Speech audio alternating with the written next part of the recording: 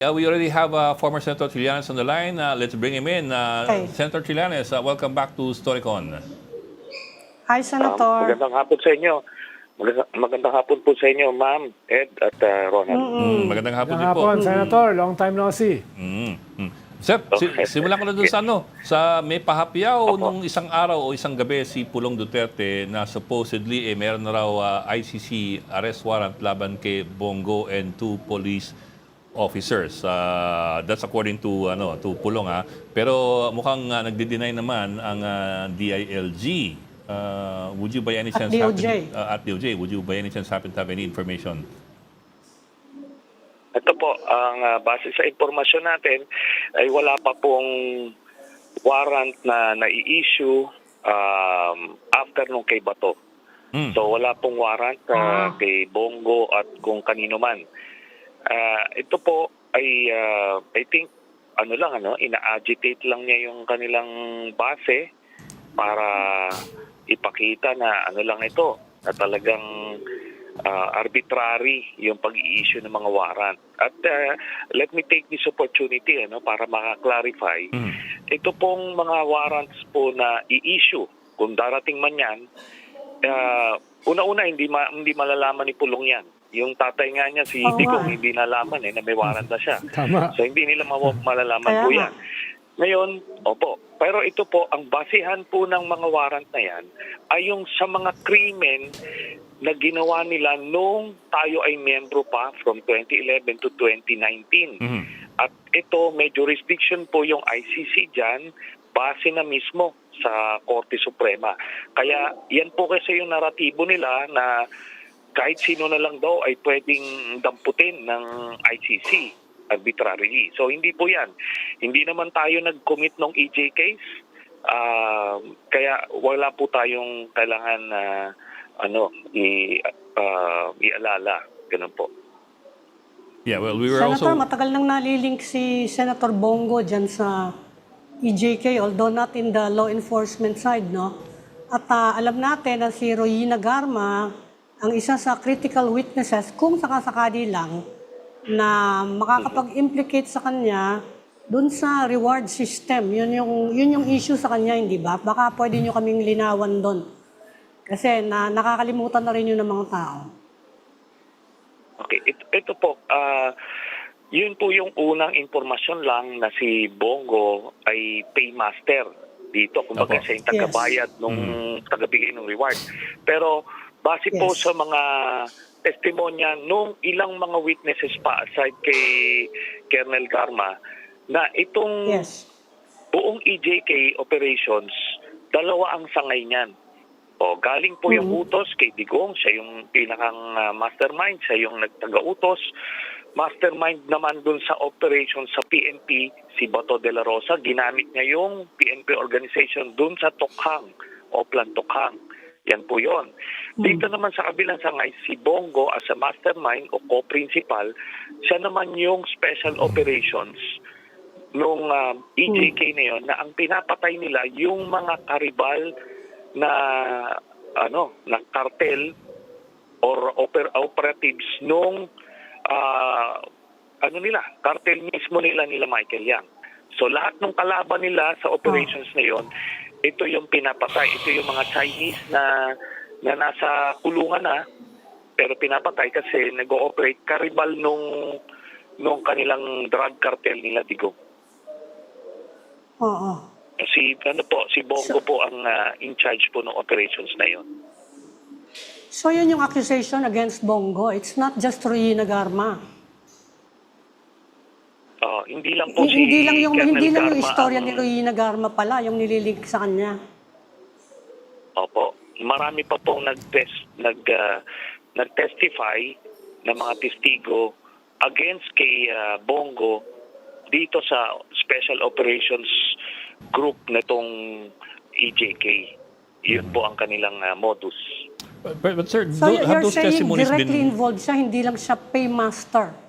Hindi lang siya paymaster, Hindi lang kundi po. operator? Yes. Siya yung isang pinuno ng Special Operations Branch nung buong EJK or War on Drugs ni Digong, ang pinapatay yung mga karibal na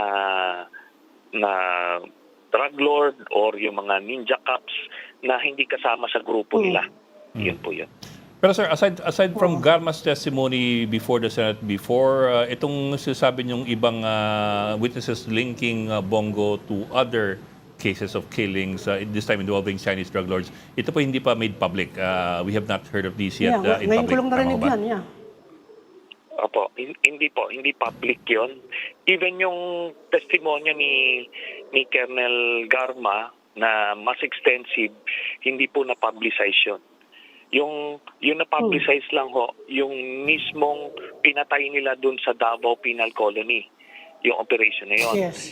Pero meron pang ibang mga operation na sinanction ni Bongo as part of that Special Operations Branch. Sir, Sino yung head nung grupong sinasabi niyong involved in drugs na pinoproteksyonan nila? Si Michael Yang po, yung Si Michael cartel Yang, nila. operator. Sila, Michael Yang, Charlie Tan, Sammy Uy, in partnership with Digong and the family. Tapos yan, sila Bongo. Yan po, grupo nila yan. sir, these testimonies that you're talking about, these testimonies that we have not yet heard of because they have not yet been made public. Yes. Hawak na po ng ICC ang mga testimonyang yan at saka mga witnesses na yan. Tama ho ba? Or you're Yung still in iba the process of doing it?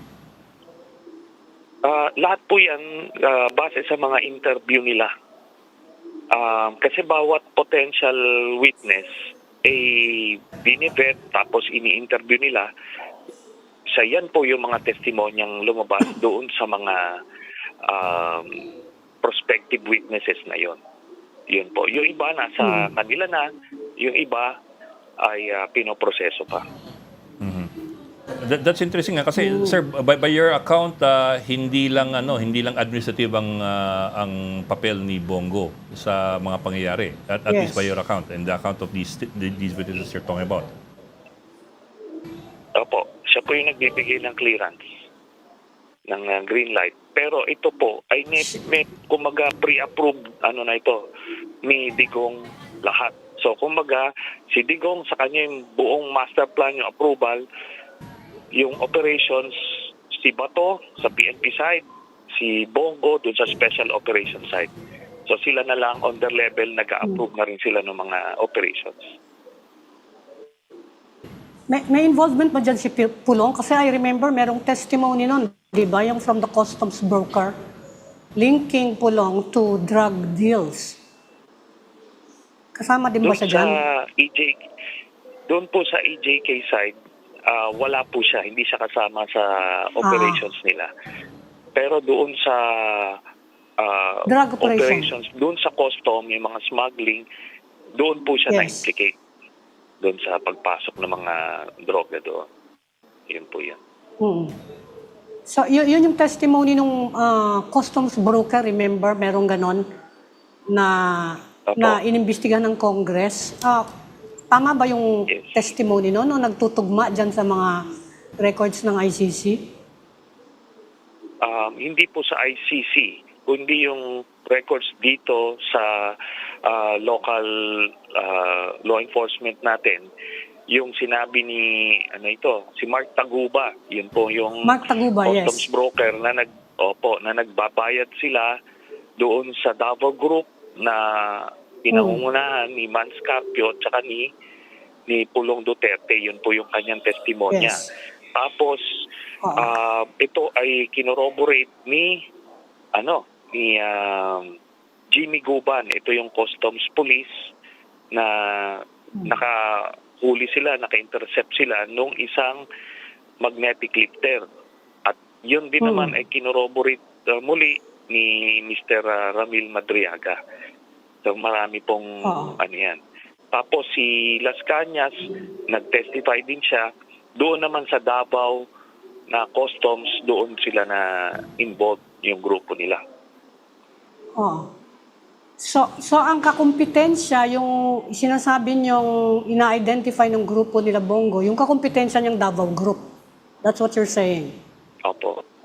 kompetensya ng Davao Group dun sa illegal drugs. Kasi may mga ibang triad na nagbibigay ng supply. So, ano yun gusto kasi nilang i-monopolize yung supply ng illegal na droga, kaya pinapatay yung mga kakompetensya na Chinese triad din. Oh. Kaya ang impression nun sa labas, sa publiko, parang, pinapatay nila yung mga, mga drug pusher. dealer. Oo. Pero itong mga pinapatay na ito ay yung mga hindi kasama sa grupo nila. Yun po yun. Pero yun si Peter Lim, kung maalala ninyo, si Peter Lim, Yes, na yung sa Cebu. identified na drug lord sa Cebu, kasama sa grupo nila yon, kaso mas senior yun doon sa kila Michael Yang.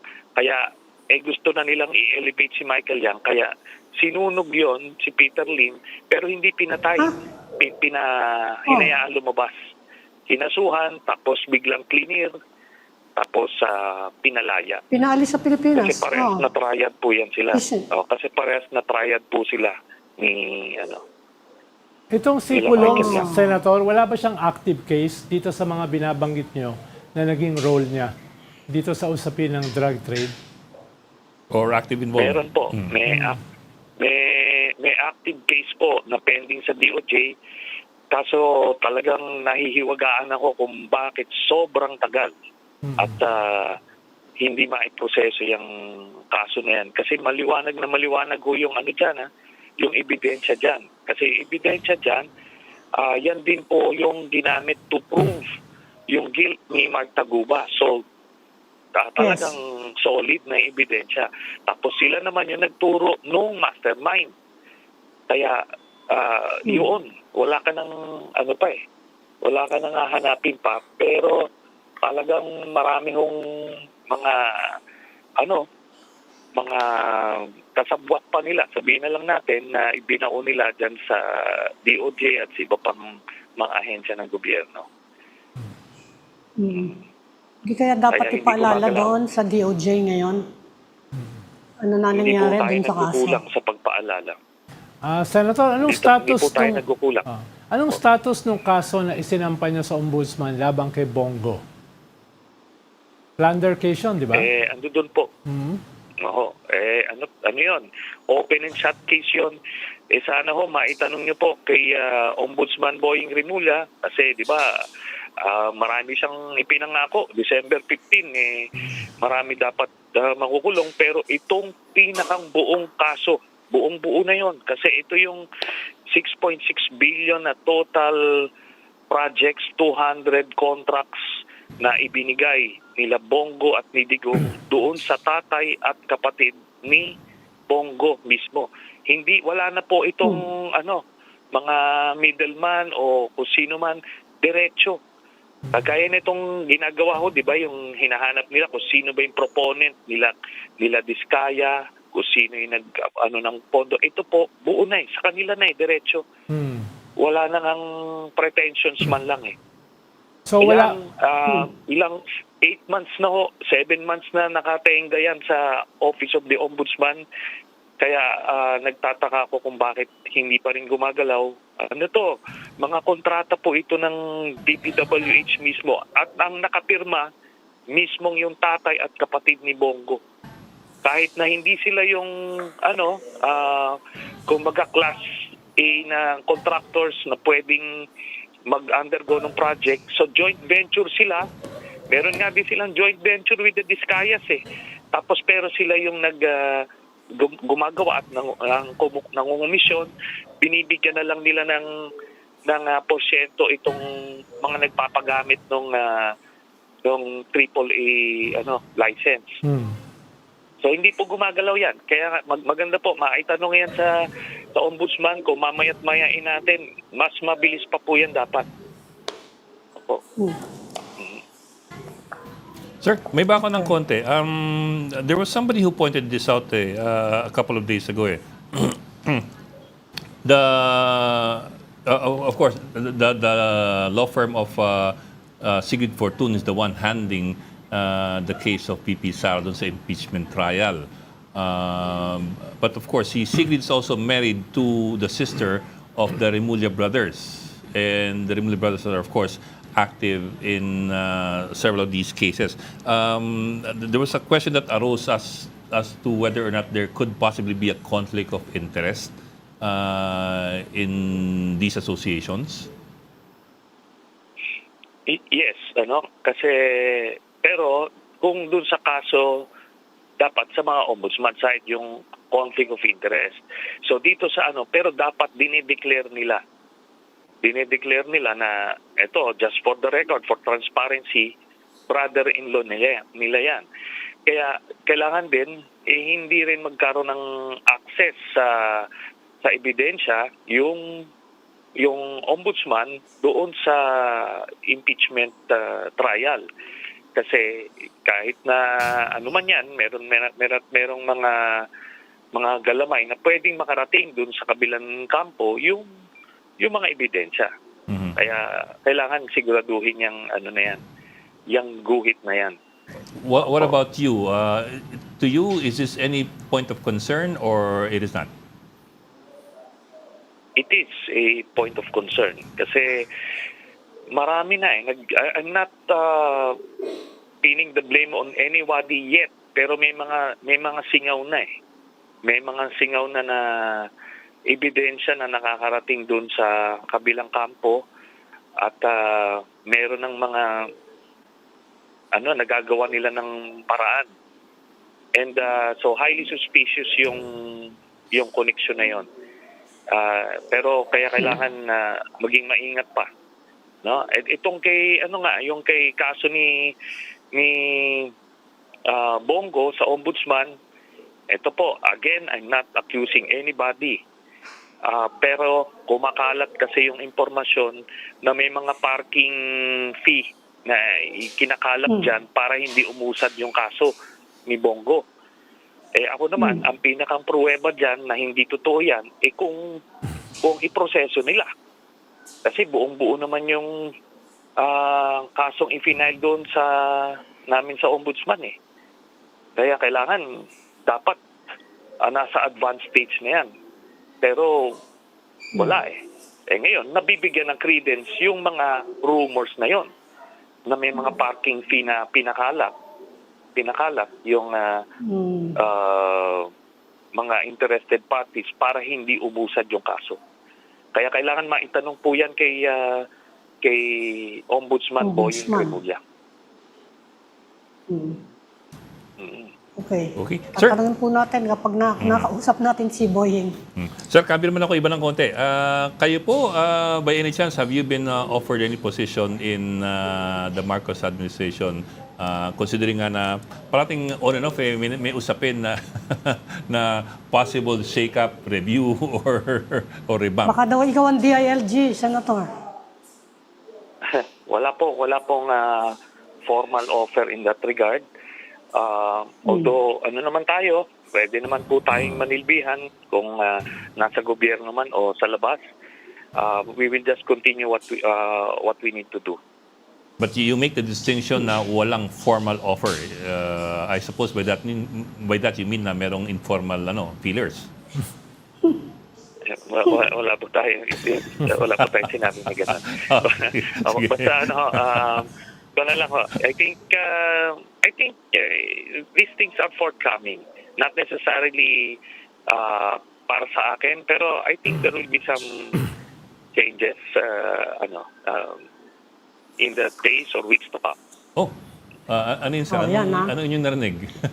Baka konting timbre naman dyan. Ano yung narinig? Baka may konting teaser naman. Hindi po. Basta lang. Basta sa mga nakalap natin na informasyon. And not necessarily for me, but generally, it's out there. On another actually, topic. May mga nauna na, di ba? Yeah. Yeah, Yes. that's true.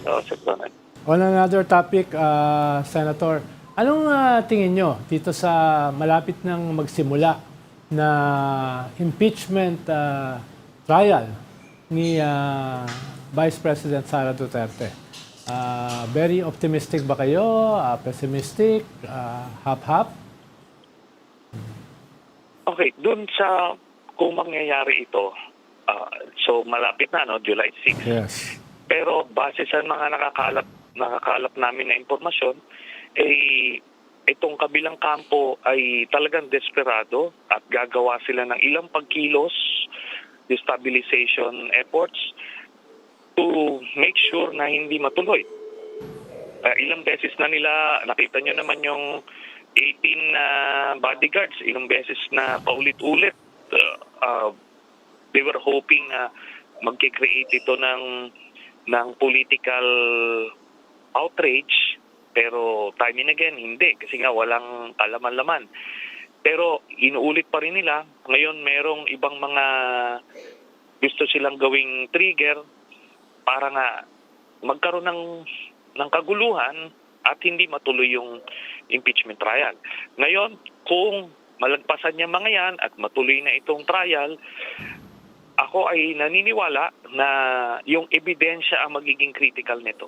Pag naipresenta yung ebidensya at makuha ang loob ng taong bayan, makumbinsi ang taong bayan na hindi nga karapat-dapat manatili sa pwesto si Sara Duterte, yan po ay magiging yan ang magiging gabay nung mga senador na nasa gitna o yung namamangka sa dalawang ilog, yun ang magpapatalon sa kanila.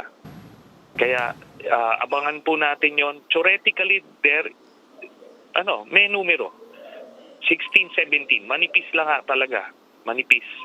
Pero yung tatlo doon sa mga tatalo na yon ay magbabase sila kung mapupuruhan ng ebidensya itong base ni Sara Duterte. So pag nakita nilang napuruhan at bumaba na yung kanyang numero, wala nang tsansa itong maging presidente, bibitawan na po nila yan, tatalo na sila. Yun po ang magiging gabay nung at least tatlo nung sa maaari mag-convict. Okay. So 16 votes yun. Salamat, Senator. Maraming salamat for joining us this afternoon, former Maraming salamat Senator po, Sir. Sunny Trillanes. Thank you po. Thank you, Senator.